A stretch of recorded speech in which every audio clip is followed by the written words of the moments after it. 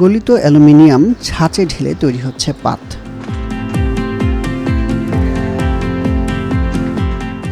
সেই পাত নির্দিষ্ট চেম্বারে দিয়ে হাইড্রোলিক মেশিনের চাপের মাধ্যমে দেওয়া হচ্ছে নির্দিষ্ট আকার।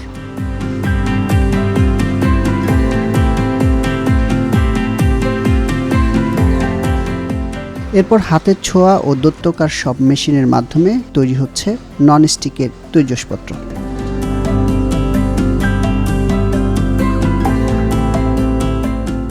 প্রেসার কুকার, রাইস কুকার, হাঁড়ি পাতিল, জগ, ননস্টিক ফ্রাই প্যান, কড়াই, তাওয়া সহ রকমারি সব পণ্যই বানানো হয় নীলফামারীর সৈয়দপুরে।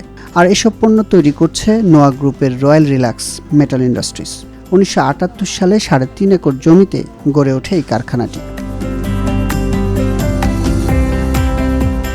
এখানে উৎপাদিত প্রেসার কুকার, ননস্টিকের তৈজসপত্র তৈরির কাঁচামাল বিদেশ থেকে আমদানি করা হয়। এসব কাঁচামাল থেকে বিশেষ পদ্ধতিতে উৎপাদন করা হচ্ছে আন্তর্জাতিক মানের প্রেসার কুকার, ননস্টিকের তৈজসপত্র, স্টিলের বাসনপত্র, ইন্ডাকশন চুলা, ইলেকট্রিক রাইস কুকার, ব্লেন্ডার ও গ্যাসের চুলা।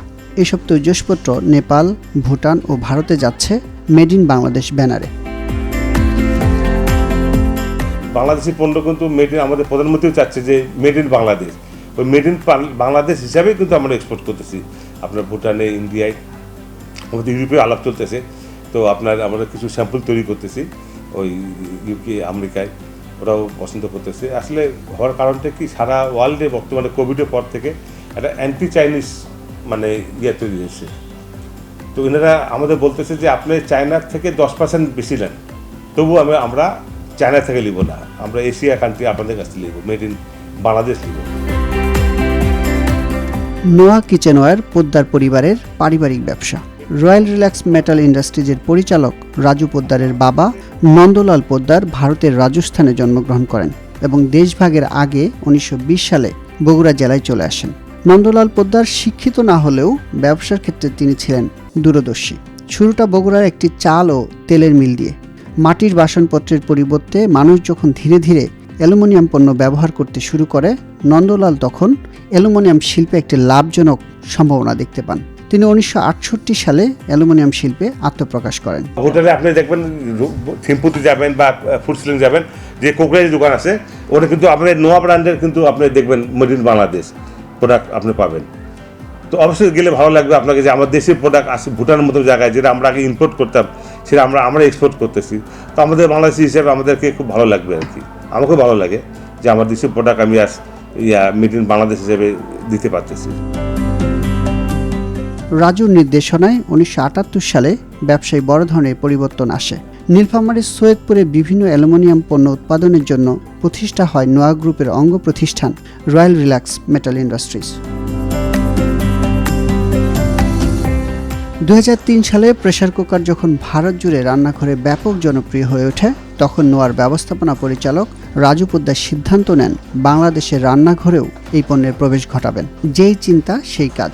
নিজের কোম্পানির ব্যানারে ভারত থেকে দক্ষ কারিগর দিয়ে স্থানীয়ভাবে প্রেসার কুকার তৈরি এবং তাদের দিয়ে দেশের কারিগরদের জন্য প্রশিক্ষণের ব্যবস্থা করেন। অল্প সময়ের মধ্যে নোয়া বাংলাদেশে উন্নত মানের প্রেসার কুকার উৎপাদন করতে শুরু করে। প্রথম জুট মিল করলাম বেসিক শিল্পনগরীতে 2001 সালে। তো আমাদের দেশে জুট মিল বন্ধ হয়ে যাচ্ছে, সে সময় জুট মিল করছিলাম। তারপরে আমি 2003-4 সালে দেখলাম যে এখন মানুষের রুচি চেঞ্জ হচ্ছে, তখন আমি আধুনিক ইন্ডিয়ার দিকে প্রেসার কুকার খুব চলে, বাংলাদেশের দিকে যাই, ইন্ডিয়া যায়, সে প্রেসার কুকার নিয়ে আসে। তখন আমরা এখানে একটা প্রেসার কুকার শুরু করলাম। তো এখানে তো কিছু ছিল না, টেকনিক্যাল ছিল না, র মেটেরিয়াল ছিল না, কিছু ছিল না। তো আমরা দিল্লিতে অনেক ঘুরে অনেক কষ্ট করে ওখানে টেকনিশিয়ান, ওখানে র মেটেরিয়াল নিয়ে এসে আমরা এখানে ট্রেন করাছে আমাদের লোকজনকে। ট্রেন করার পর তখন আমরা 2003-4 সাল থেকে প্রেসার কুকার শুরু করছি। আন্তর্জাতিক মানের রান্নার সরঞ্জাম তৈরি করলেও বাজার ধরতে পারছিলেন না রাজু পোদ্দার, কারণ তখন বাজার দখল করে রাখে বিদেশি নানা ব্র্যান্ডের পণ্য। বিদেশি পণ্যের মানে ও গুণে ভালো এমন ধারণা তৈরি হয়েছিল মানুষের মনে। তাই রাজু পোদ্দার সিদ্ধান্ত নেন তার পণ্য থেকে মেড ইন বাংলাদেশ লেখাটি সরিয়ে নেওয়ার। অবাক করার বিষয় হলো, মেড ইন বাংলাদেশ সিল সরানোর পর থেকেই তাদের প্রেসার কুকারের বিক্রি বাড়তে থাকে। তবে কয়েক বছর পর আবারও মেড ইন বাংলাদেশ সিল পুনঃপ্রবর্তনের সিদ্ধান্ত নেন রাজু। 2010-11 অর্থ বছর থেকে এসব পণ্য রপ্তানি শুরু করে নোয়া। আমার এই প্রেসার কুকার তৈরির কথা বলতেছি 2003-4 সালের ঘটনা। তখন আমার মার্কেটিং লোক ছিল না, আমি নিজে মালটা নিয়ে ঢাকা নিউ মার্কেটে গেলাম, নিউ সুপার মার্কেটে গেলাম, যারা এই হোম অ্যাপ্লায়েন্স বিক্রি করে। তো তাদেরকে মাল দেখালাম, ভাই আমি এই মালটা আনছি। মাল দেখলো, মাল দিয়ে পছন্দ করছে। তারপরে বললো মাল কোথায় খাই, বললো বাংলাদেশে। বলছে লাভ করে উঠলো, কি ভাই কী হয়েছে? না এই বাস্ট হয়ে যাবে। আমি কেন ভাই? বলছি না Bangladeshi made in Bangladeshi seal মারা মাল আমি কাস্টমার বেচতে পাবো না। আসলে আমাদের দেশের মানুষের মানসিকতাই হলো যে মানে আমরা খারাপ, বিদেশি মালটাই ভালো। তো এই যে মানসিকতা, তো আমি তখন বাধ্য হয়ে আমি কিন্তু মেড ইন বাংলাদেশটা সিল মারা বন্ধ করলাম। আমাকে কিন্তু 2011-এর সময় আমার কাছে কাস্টম আসছিলেন, ম্যাজিস্ট্রেট আসছিলেন, আমাকে ফাইনও করছে আপনি মেড ইন বাংলাদেশ সিল নাই কেন। তো যাক, এখন আস্তে আস্তে মানুষ সচেতন হচ্ছে, এখন মনে করেন মেড ইন বাংলাদেশ লোক নিচ্ছে। আমরা এখন মেড ইন বাংলাদেশ হিসাবেই মার্কেটে মাল দিচ্ছি।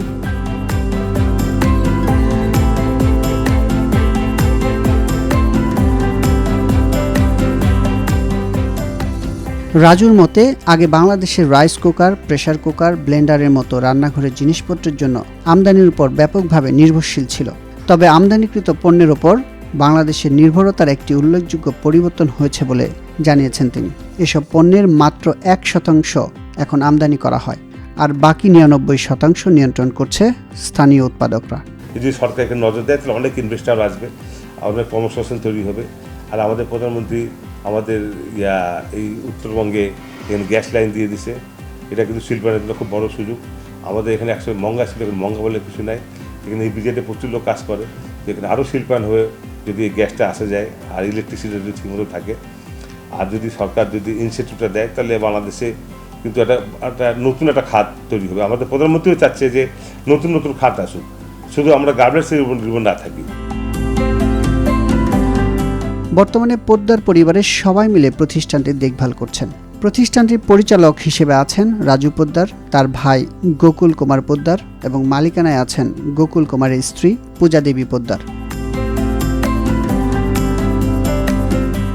শুরুতে বিদেশি কারিগর দিয়ে কারখানা পরিচালনা করা হলেও প্রশিক্ষণের পর এখন দেশীয় কারিগররাই দক্ষতার সাথে কারখানায় কাজ করছেন। এই কারখানায় বিভিন্ন পর্যায়ে কাজ করছেন 285 জন শ্রমিক ও কর্মচারী। তাদের মধ্যে 45% নারী, আছেন 5-7 জন শারীরিক প্রতিবন্ধী ব্যক্তিও।